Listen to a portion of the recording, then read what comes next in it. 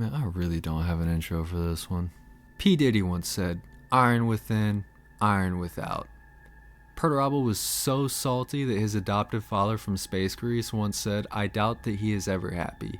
He's an intense boy."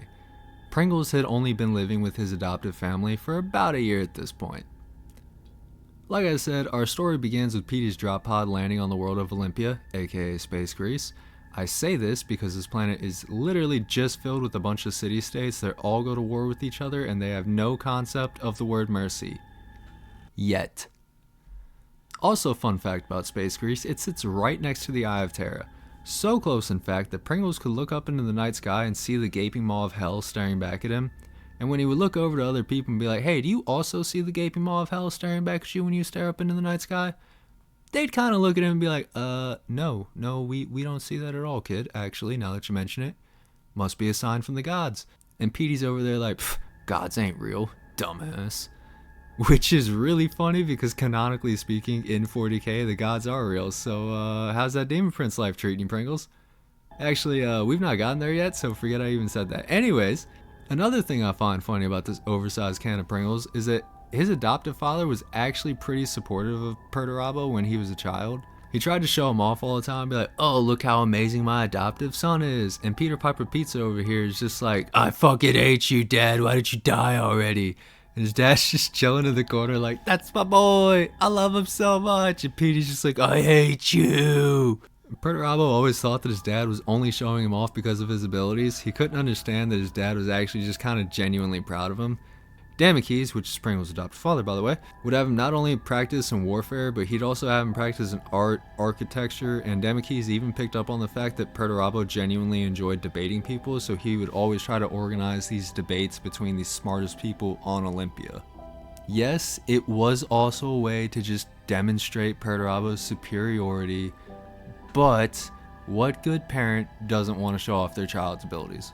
Now, eventually, Perturabo's little petulant attitude gets to the point where even Dammekos is like, "You know what, fuck this dude." And then he really does just start using Perturabo as a tool of war. Since Perturabo's a Primarch, we all know how this story goes. He then goes and just absolutely raffle stomps the entire fucking planet, damn near single-handedly. And while Perturabo never really got to develop any type of real relationship with his adoptive father at this time, he does develop a pretty good relationship with his stepsister, and I'm sure that will not play any role in his future character development. Flash forward to when the Emperor comes to grab him, and our boy Peter Piper Pizza over here is just immediately like, "Yep, I am your son, I swear fealty to you, point me to who needs fucking up." The Emperor's like, "Yo, I like that attitude, however, I'm gonna take you to Terra so you can meet some of your brothers." Pringles is like, "I don't want to meet things, I want to kill things." And the Emps is like, "Yo, you a little intense, but I like that."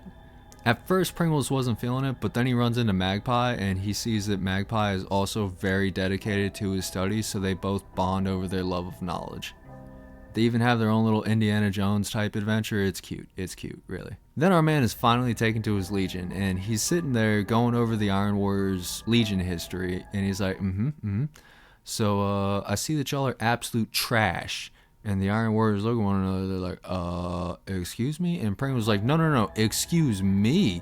How could y'all be this ass and call yourselves my sons? Get in formation right now. So he forms up his entire legion and has them all commit decimation, which is an act of breaking into groups of 10, y'all draw straws, and whoever has the shortest straw gets beaten to death by the other 9. I'm sure that's a great team building exercise and didn't have any emotional impact upon his sons whatsoever. So after this event, his sons become incredibly cold-hearted and ruthless, and pretty much all of the legions grow to absolutely despise working with them. Perturabo's decision to commit decimation upon his own legion was so controversial that even figures like Papa Smurf were stepping up to be like, "Yo, this is insanity," which is kind of funny because Conrad Kurz exists, but whatever. And the Emperor's just sitting there like, "Don't question my authority," or some shit like that. So the Iron Warriors continue to fight with Perturabo at their head. However, because of the trauma inflicted upon them by their dad, they pretty much just become smaller versions of him. Insert joke about all of 40k somehow being a metaphor of the effects of childhood trauma on people. Not that I'm trying to downplay childhood trauma or anything, it's just I prefer to make jokes instead of going on murder pilgrimages, but you know, to each their own. But like I said, most of the other legions have come to really dislike the Iron Warriors. There was even one time shortly before the outbreak of the Heresy where the Ultraberries and the White Stripes were having a lot of difficulty cracking this one world, so they called in the Iron Warriors for help. So the Iron Warriors come in and do what the Iron Warriors do best. They crack the planet for the Ultraberries and allow the Astartes to claim victory.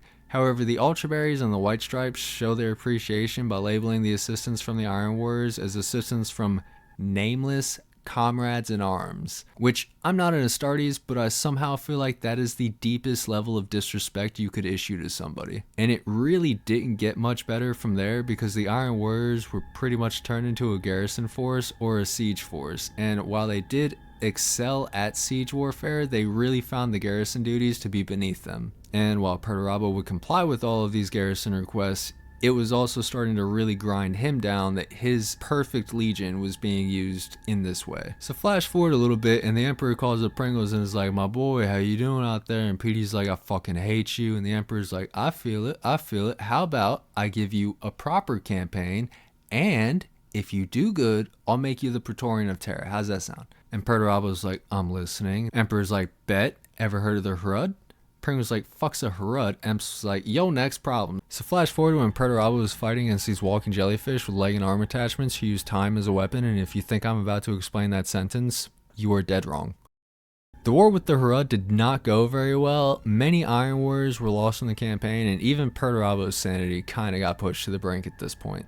The real cherry on top was when he learned that he wasn't going to become the Praetorian of Terra and that his homeworld had just rebelled. So Perturabo grabs the entire Iron Warriors Legion and books it back to Olympia to figure out what's up, only to find out that his sister's gone a little anti-imperial and they get to talking. Their discussion soon turns to an argument, and at one point his sister says to him, and I quote, "You were never a man. Get fucking wrecked." Baby girl got some serious cojones for saying that. However, Diddy did what Diddy does, throws a temper tantrum and killed his sister. You know, the only person he ever had any real connection with. Sure, that won't have any lasting emotional damage on him. In completely unrelated events, Pepperoni then has a complete and utter mental breakdown. He starts crying because he feels bad for killing his sister. However, he knows in his heart that he was justified in doing it, so it's just very strange. He then completes his little temper tantrum by then ordering his legion to exterminate the planet, but he doesn't do it through any conventional means using like cyclonic torpedoes, virus bombs. No, he has them kicking doors and just killing people. Once he gets finished with all of that, then PD is finally sitting there and he's like, oh shit, Dad's gonna be pissed.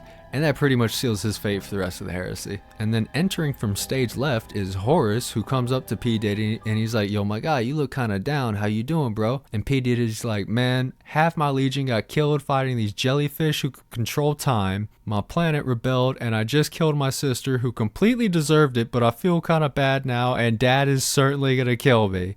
And then P. Diddy starts crying again. And Horus walks over to him and puts his arm around him, but not like the Fulgrim I'ma breed you type of way, just in the brotherly like, hey, I got you type of way.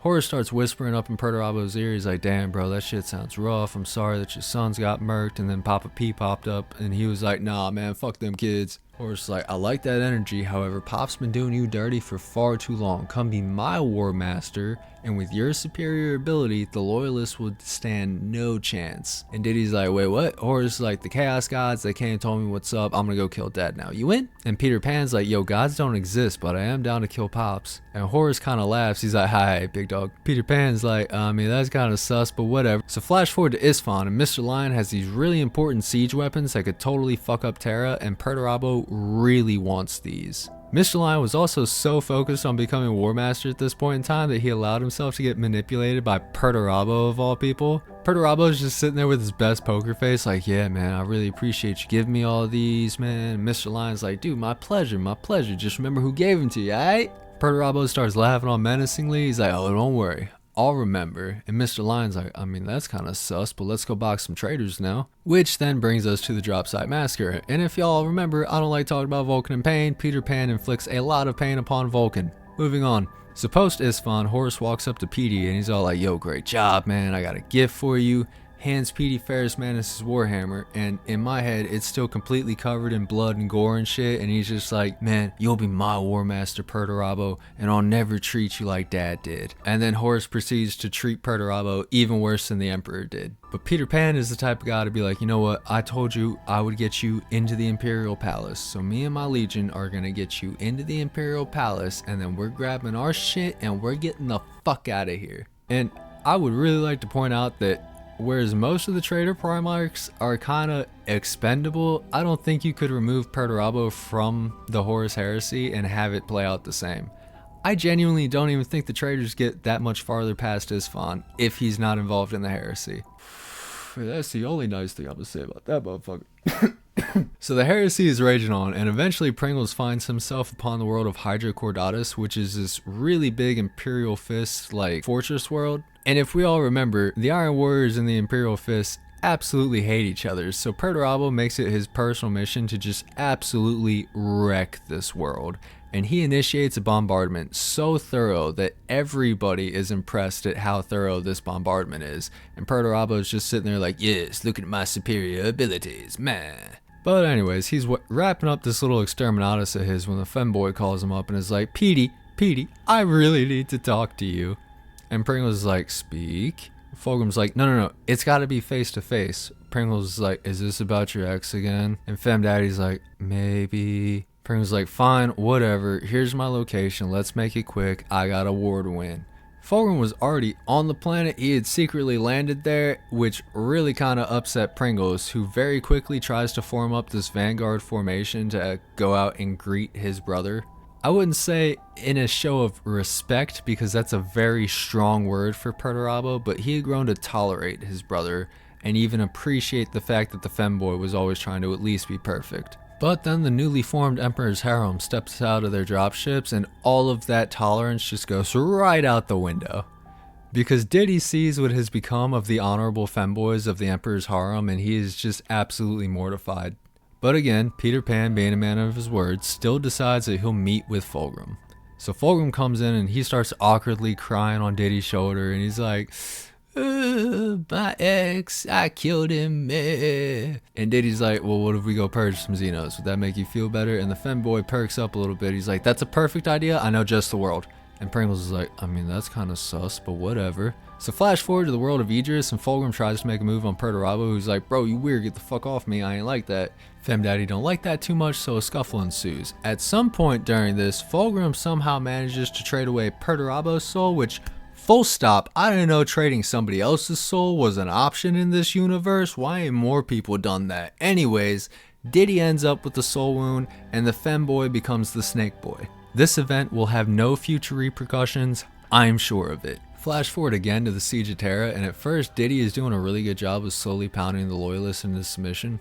He does such a good job at thrusting deep into the defenders that within days the traitor forces are already landing upon Terra itself. Perturabo had the loyalists at their absolute limits, just beating their walls in, ramming down one gate after another, just ready to spew his sons all into the palace. But then Horus, who is in and out of a drooling manic state, comes up to Diddy and gives him the biggest set of blue balls that this man probably ever experienced in his life. Horus is sitting there, he's like, you fucking suck, you're fired, fuck you. And Perturabo's like, who are you gonna replace me with, bro? And Horus is like, Mortarion. And Perturabo just looks at Horus and then looks over at Mortarion, who's just over there being smelly and fucking stupid, and he's just like, you know what, fuck y'all, I'm out of here. Packs up his shit and heads home. Flash forward again to after the Siege of Terra. Horus is dead, everyone is still trying to figure out what the fuck just happened, and our man Pringles has been chilling on Sebastus IV. So he hits up Dorn, and he's like, yo Dorn, just want you to know, you're still a bitch to me. Hangs up the phone. Dorn's like, yo, I ain't no fucking bitch. So they start getting into an IG beef, right? And eventually Perturabo's like, yo, you think you're so fucking hard? Pull up then. Drops his location in the chat, leaves alive. Dorn's like, man, I ain't no bitch. Fisters assemble. So he grabs all of his veteran fisters and hauls ass over to Sebastus IV. The fisters all land expecting this to be an easy fisting, only to find that Perturabo has turned Sebastus IV into the greatest fortress that anyone has ever seen. The fisters then proceed to get pounded into submission by Diddy and his boys. For 3 weeks, Perturabo turned that world into an absolute killing field, to the point that the Imperial Fist had to get rescued by Papa Smurf just so that their legion wouldn't get annihilated. Pringles then proceeds to gather an offering of 400 Gene Seed and ascends to become an undivided Demon Prince. After this super dope event, like all Demon Primarchs, he fucks off into the Eye of Terra and really hasn't done a damn thing since. He is probably just pondering his orb inside of the Eye of Terra. I'm sure at some point 40k will finally decide to give him an updated model and update some of his lore, but we'll see how that plays out because most of the Demon Primarchs kind of get fucked over in 40k. I mean, realistically, it didn't do a whole lot in 30k either, but anyways. For now though, that was Perturabo Poorly Explained. Thank you all so much for listening. The Lion will be up next, followed by the Great Khan himself. Try to put a little bit more of the lore into this video. Let me know if y'all like that, if you just prefer the absolute butchery. Otherwise, if you got any other suggestions for lore topics that you'd like me to cover, just leave them down in the comments. Again, thank y'all for watching. I do greatly appreciate y'all. Deuces.